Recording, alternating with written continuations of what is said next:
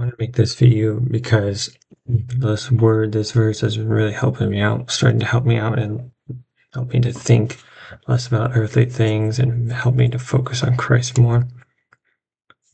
And that's the verse that set your mind on the things of God. It comes from Colossians chapter 3, verse 2.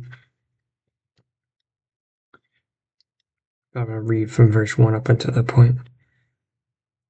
If then you have been raised with Christ, seek the things that are above, where Christ is, seated at the right hand of God. Set your minds on things that are above, not on things that are on the earth.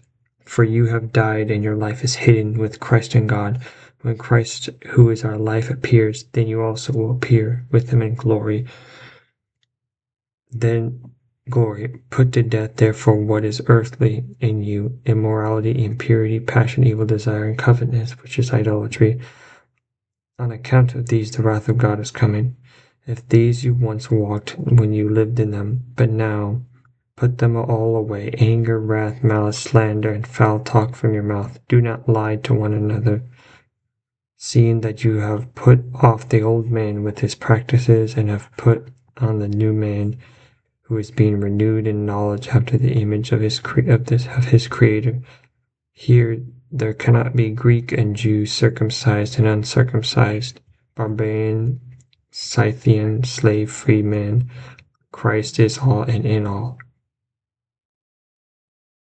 Put on then all as God's chosen ones, holy and beloved, compassion, kindness, lowliness, meekness, and patience, forbearing one another, and if one has a complaint against another, forgiving each other as the Lord has forgiven you, so you also must forgive. I can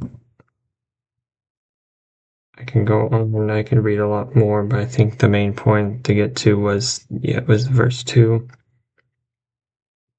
And then 14, I feel like I should say this: and over all these put on love, which binds everything together in perfect harmony. And let the peace of Christ rule in your hearts, to which indeed you are called in the holy body, and be thankful.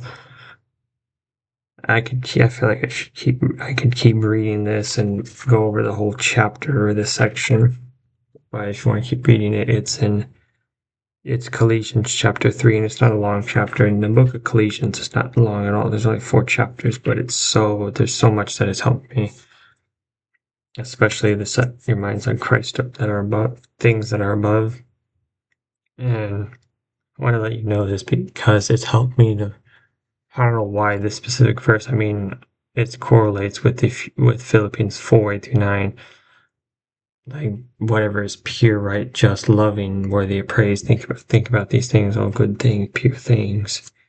But this one specifically has helped me, and it's also reminding me of, it's helped me to not think of things or go down rabbit holes of thought that aren't sinful or bad. It's distracting. It's been distracting for me, especially my whole life. I'd go down these rabbit holes of things, and not like intrusive thoughts, but like just things that I want to fantasize or imagine or think about, but it completely wastes my time and it's distracting.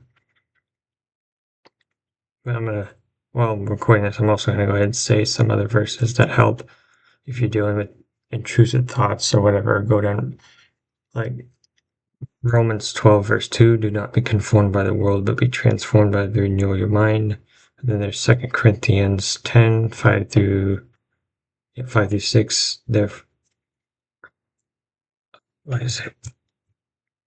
We destroy every argument with the knowledge of God, and take forth every disobedient thought, and bring it before the obedience of Christ, and make it obedient to him until your obedience is complete.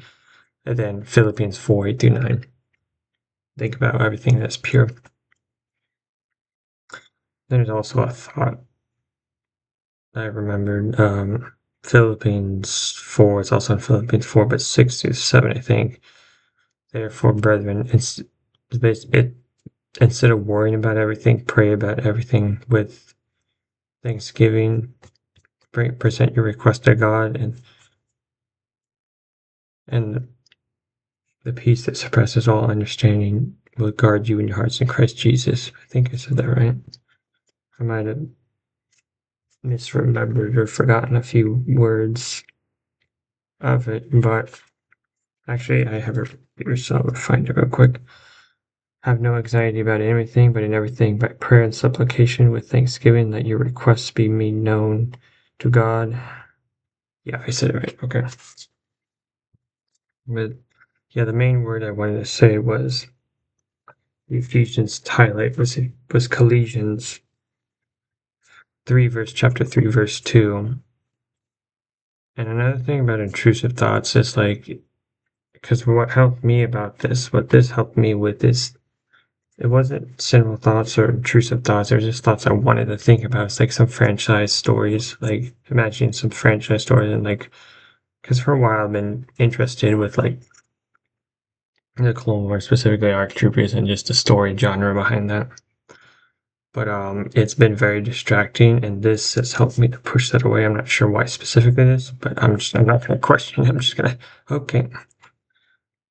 But like, try to find thoughts in your thinking. And here's some words that I've heard before. I don't remember quite specifically who or their name, but it's like we need to think about the stuff we think about.